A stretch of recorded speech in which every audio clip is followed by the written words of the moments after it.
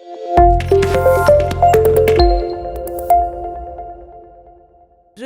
voulais voir avec vous, pour quelles raisons finalement vous avez lancé une social room. C'est pas forcément dans le domaine des jeux qu'on s'imagine avoir des situations d'urgence, etc.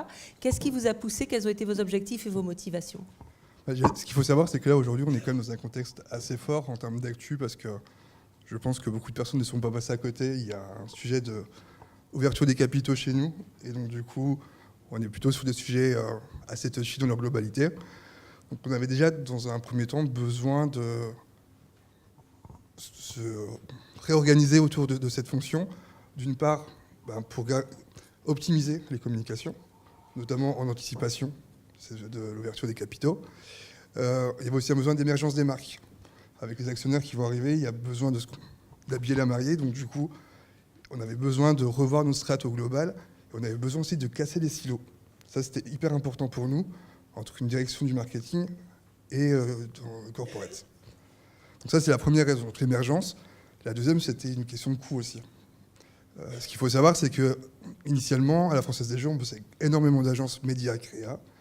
On en avait 7 au niveau créa et 3 au niveau média. Donc je vous laisse imaginer ce que ça pouvait créer en termes de honoraires, frais tech et tout. Donc on avait besoin de rationaliser tout ça. Et l'objectif a été atteint, parce qu'on a quand même pas mal baissé ses coûts. Donc là, vous parlez de votre stratégie sociale globalement. Oui. Et la social room, comment elle s'intègre dans cette problématique? Alors, du coup, dans cette volonté de casser les silos, on est sur une structure qui est copilotée par ces 2 directions, avec 2 social media managers, une pour la partie, donc mon équivalent qui est Nur Lavigne pour la partie corporate, et moi pour la partie business. On a internalisé des fonctions de l'agence créa qu'on a choisie au sein de la social room en full-time au sein des locaux. Et donc du coup, le rôle de l'agence, c'est bien de créer du lien entre entre les besoins et les objectifs des 2 directions. Donc, voilà.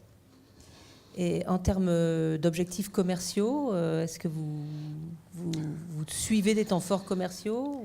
Alors évidemment, un des objectifs du social media pour la plupart des annonceurs, c'est de donner plus d'amplification, évidemment, à les priorités commerciales. Donc du coup, évidemment, on suit ça de très près, donc on est en lien avec quasi toutes les équipes de l'entreprise. La social room a vraiment été centralisée au sein de l'entreprise. C'est-à-dire qu'aujourd'hui, on travaille beaucoup avec le service client, avec les équipes marketing, que ce soit brand content, avec nos équipes aussi en charge du développement des produits et des services, ou même avec l'innovation, ou vraiment tous les autres services. Donc on est vraiment centralisé. Et pour chaque actualité commerciale, la social room est intégrée dans le processus de réflexion très tôt en amont, pour s'assurer que tous les assets, et en tout cas tous nos besoins soient respectés pour répondre à un objectif global. Est-ce que vous avez un cas un peu concret où cette coopération s'est mise en place? Je peux vous en donner 2. Le premier, c'est l'émission Patrimoine. C'est donc, le loto du patrimoine. Et aussi le ticket. En fait, du coup, c'était une approche où FDJ a voulu continuer son approche et son engagement sociétal. Donc, un partenariat avec le gouvernement et notamment mené par Stéphane Bern, où on a développé, donc, dans ce cadre-là, 2 offres, un loto du patrimoine et une offre de tickets à gratter qui s'appelait l'émission Patrimoine. La social room a fortement contribué en fait, dans la réflexion globale parce qu'il y avait un besoin de faire émerger cette nouvelle approche de la Française des Jeux. On avait eu quelques tentatives aussi d'engagement sociétal sur d'autres types de jeux, mais qui avaient été moins soutenus, notamment sur le social media. Donc on a vraiment voulu mettre l'emphase, parce qu'il y avait quand même des gros objectifs et une forte volonté d'entreprise, en tout cas, de performer sur ce produit pour reverser un maximum aux missions patrimoine. Donc ce qui a été plutôt pas mal, et on peut s'en féliciter, je pense, à la Française des Jeux, via la social room, c'est qu'on a pu anticiper toutes les phases, en fait, que ce soit en amont du lancement de l'offre, pendant sa mise sur le commerce, et après. Donc on a pu anticiper tous les éléments de langage, qui soient aussi transverses et homogènes entre des objectifs corporate et business. On a mutualisé aussi les ressources CM, ce qui fait que sur des moments où on avait un fort besoin de conversationnel, la mise en place de cette social room nous a permis de traiter pas moins de 300 messages en 48 heures. Avec une équipe de combien de personnes? 4 CM.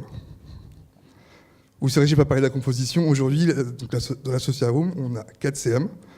On a un responsable Social Room mis à disposition par l'agence. On a 2 social media managers, 2 créa, donc un plutôt DA et un CR, un planner strat, une chargée de veille et une spécialisée en influence. Est-ce que c'est une social room ouverte? C'est-à-dire, est-ce que vous invitez d'autres branches de l'entreprise? Comment est-ce que vous managez en fait votre branding à l'intérieur de l'entreprise? On a de la chance, en fait. Le branding s'est fait assez naturellement. C'était une forte attente aussi, je pense, au niveau global, au sein des différentes équipes, parce qu'on avait quand même une fonction qui était très éclatée au sein de l'entreprise, avec une partie du social media gérée au sein des équipes market, parfois même au sein des équipes promotionnelles et événementielles. Donc le branding s'est fait assez naturellement. Et je crois que j'ai perdu le fil. Oui, je vous disais comment vous avez ouvert votre social room sur les autres entités de l'entreprise. En fait, on veut vraiment que cette social room devienne un lieu de vie au sein de l'entreprise. Donc on invite régulièrement en fait, différents services à venir participer à une réflexion globale sur différents sujets.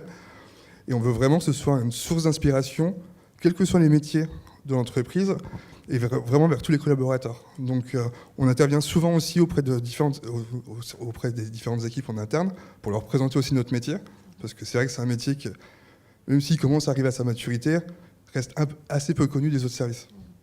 Est-ce que finalement on les accroche pas aussi par le social listening, c'est-à-dire le fait qu'on leur amène beaucoup de sources? Alors qu'est-ce que vous écoutez et qu'est-ce que vous partagez? J'ai envie de dire qu'on écoute tout. On écoute pas tout. Trop quand même? Non, il y a RGPD déjà, donc on ne peut pas tout faire. Non, en fait, on écoute vraiment tout. On va scanner évidemment nos propres espaces, en sachant qu'aujourd'hui, on est présent sur Facebook, Twitter, Instagram, LinkedIn et Facebook, évidemment. Un peu de Snapchat, mais de manière plus opportuniste. On va vraiment tout scanner, d'une part pour répondre à notre orientation en fait, stratégique mise en place depuis 1 an, qui est très orientée client. Donc on va les cibler, en fait, on va les écouter par rapport à des clusters qu'on aura identifiés. Aujourd'hui, on en a 4. Et ensuite... Qui sont Alors, c'est un peu des termes qu'on a créés pour les besoins, mais typiquement, vous avez les donistes matérialistes qui caractérisent notre cible de clients qui a une forte appétence au jeu d'argent et au challenge. Donc, on va aller chercher des thématiques en fait, sur lesquelles ils sont énormément présents pour pouvoir les s'insérer au sein de ces conversations et notamment aussi pour orienter l'angle créa et média qu'on met en place. Ok.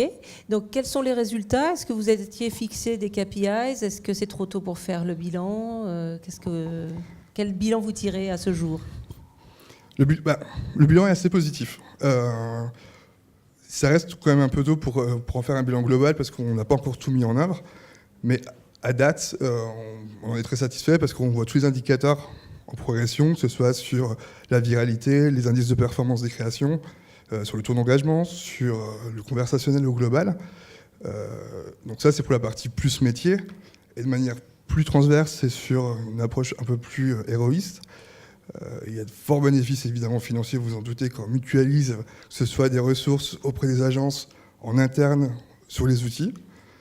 Et même en termes d'image de marque. Parce que du coup, on a réussi à mettre en place des discours homogènes entre branding et perf, et corporate. Ce qui est parfois compliqué quand on connaît les cultures et les silos qu'on peut avoir au sein des entreprises.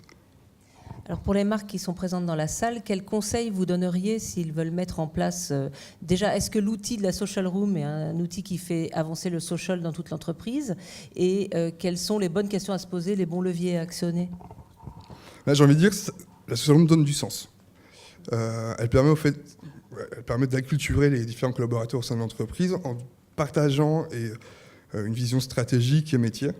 Donc elle permet aussi d'accompagner les différentes démarches au sein de l'entreprise. Donc rien que pour ça, j'ai envie de dire oui, il faut se lancer.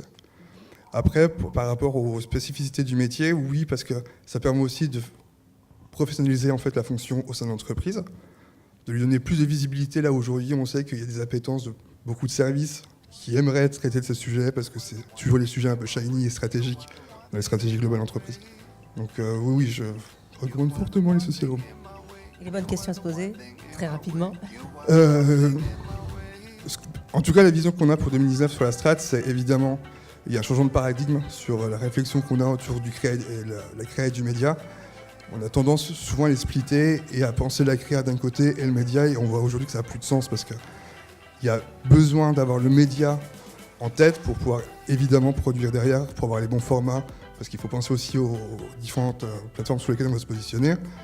Il y a un enjeu de personnalisation aussi qui est énorme.